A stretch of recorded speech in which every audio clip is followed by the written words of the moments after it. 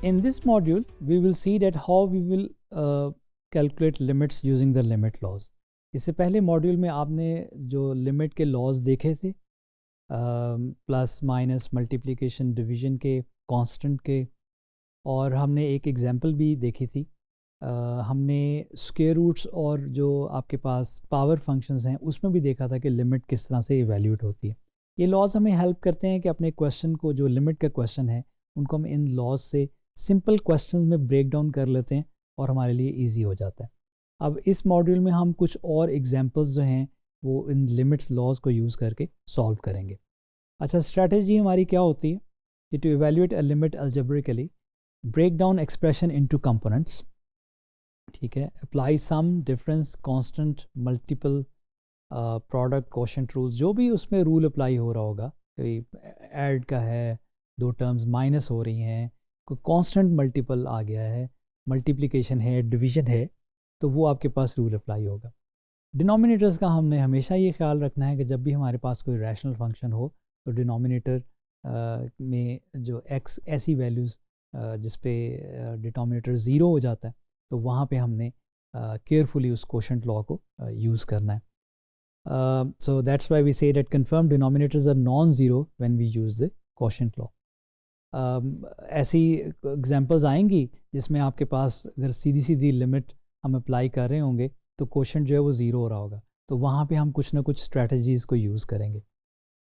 Must check existence at each stage, जो भी आप स्टेप वाइज कर रहे होंगे तो हर जगह पे आपने एग्जिस्टेंस का ख्याल रखना है कि उस स्टेप पे लिमिट एग्जिस्ट भी कर रही है या नहीं।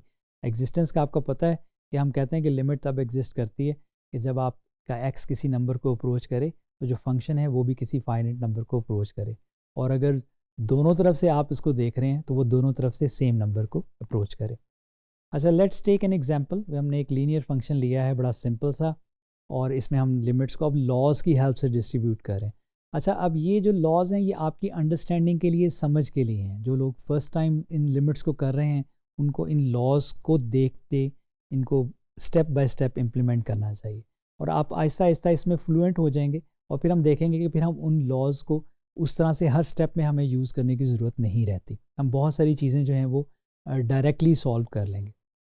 इसमें हम दो टर्म्स हैं, हम उस पर रैदर लिमिट अप्लाई करेंगे।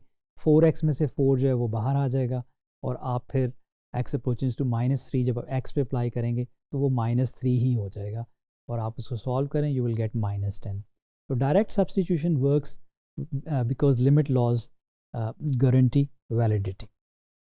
अच्छा, दूसरा हमने एक पॉलिनोमियल फ्रैक्शन ले लिया है। ये आपके पास जो है वो फंक्शन है, इसमें हमें x अप्रोचेस टू 2, अगर हम डिनोमिनेटर में देखें तो हमें कोई इशू नहीं आ रहा अनडिफाइंड का, ठीक है। तो हम यहाँ पे लिमिट लॉस शुरू करते हैं। कोशेंट है तो लिमिट जो है वो ऊपर भी लगेगी अलहदा से, नीचे भी अलहदा से लगेगी, वो हमने लगा ली। उसके बाद अब टर्म्स आ गई हैं तो हमने हर टर्म पे सेपरेटली लिमिट को ले गए। नेक्स्ट हम ये देख रहे हैं कि जो कॉन्स्टेंट्स थे एक्स के साथ या एक्स की किसी टर्म के साथ, वो हमने लिमिट से बाहर निकाल रही हैं।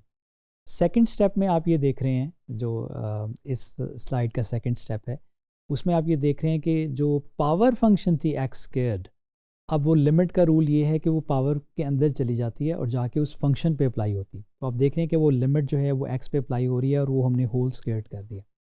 फाइनली अब आप लिमिट को अप्लाई करें, वो आपके पास जैसे इस केस में limit when x approaches to 2 of x वो 2 आ जाती है, उसकी पावर 2 है। बाकी सारे नंबर्स भी हमने सिंप्लीफाई कर लिए। तो ये जो जितने भी आपने रूल्स पढ़े थे लास्ट मॉड्यूल में, वो सारे हमने एक ना एक करके उसको यूज़ किया है, और इवेंचुअली हमारे पास जो आंसर आ जाता है इसका 1/4 आ जाता है। तो इसमें से बहुत सारे स्टेप्स जो हैं वो आप जब जनरली क्वेश्चंस करेंगे सॉल्व, तो आप इसमें से बहुत सारे स्टेप्स को स्किप कर सकते हैं। फर्स्ट टाइम की लर्निंग के लिए आप 1 बाय 1 सारे स्टेप्स को लाजमी देखें। एक और एग्जांपल हमने यहाँ पे ले लिया है जिसमें एक आपके पास पॉलिनोमियल फंक्शन है और वो मल्टीप्लाई हो रहा है एक रूट फंक्शन के साथ। अब वो जो प्रोडक्ट का रूल है वो ये है कि लिमिट दोनों पे अलग-अलग अप्लाई होगी। वो हमने उसी प्रोडक्ट के अंदर अब लिमिट जो है वो दोनों के ऊपर ले आए हैं, और 2x - 1 पे उसी तरह ही आप वो सम और जो सब्ट्रैक्शन वाला रूल लगाएं, कांस्टेंट मल्टीपल वाला रूल लगाएं, और जो आपके पास रूट फंक्शन है उसमें जो लिमिट है वो रूट फंक्शन के अंदर जाके उस जो x + 4 है उस पर अप्लाई होगी, और वो आपके पास जो आंसर निकलता है वो पहले टर्म का 6 आ जाएगा, दूसरी टर्म का जो है वो 4 आ गया, और इवेंचुअली आपने उन दोनों प्रोडक्ट्स को जब सिंप्लीफाई किया तो you get an answer of 11 square root 10। तो ये सिंपल से हमने कुछ केसेस देखे एग्जांपल्स के। अभी ये बहुत ज़्यादा कोई टेक्निकल केसेस नहीं थे। वी विल सी डैट ऐसे केसेस आएंगे जहाँ पे डिनोमिनेटर जो है वो ज़ीरो होता होगा। We will see what strategies we can adopt. तो इस सिंपल केसेस में ये ऐसे ही है जैसे आपने जो लिमिट थी उसको उस एक्सप्रेशन में सब्स्टिट्यूट कर दी। जो कॉमन मिस्टेक्स जिनका आपने ख्याल रखना है, dividing by zero, quotient law invalid if denominator approaches to zero, ये बार बार बात हुई इसके ऊपर। Forgetting to check conditions for root law, roots के अंदर हमने इस चीज़ का ख्याल रखना है कि अगर वो इवन रूट्स हैं, स्क्वायर रूट है, फोर्थ रूट है, तो जो आप उसके अंदर का एक्सप्रेशन है जब आप उस पर एक्स की वैल्यू सब्स्टिट्यूट करें तो वो नेगेटिव में ना जाए, क्योंकि वो फिर रियल नंबर्स नहीं रहते। Assuming laws hold when individual component limits does not exist. अब यहाँ पे जो है ना वो हम लॉज को अप्लाई कर दें, लेकिन जो उसके अंदर कंपोनेंट्स हैं, जैसे हमने टर्म्स को अलग-अलग कर लिया, तो किसी एक कंपोनेंट के ऊपर जो है वो लिमिट एग्जिस्ट ही नहीं कर रही। तो ये भी हमने ख्याल रखना है कि उसके हर कंपोनेंट जो है वो उस पर अलहदा से भी जब हम लिमिट को लेके आए हैं तो लिमिट वहाँ पे एग्जिस्ट कर रही है। Short cutting without confirming existence, ये वही बात हो गई कि आपने जो है वो क्विकली सारा कुछ अप्लाई कर दिया बगैर ये देखे कि अच्छा यहाँ पे ये एक्स की वैल्यू जो है उस पर ये वाला पार्ट या ये फंक्शन ये एग्जिस्ट ही नहीं करता, या डिनोमिनेटर या कोई रूट की चीज़ आ गई है। तो will be carefully applying these limit laws to evaluate limits. हम इस पर फर्दर भी जो है वो केसेस को देखेंगे।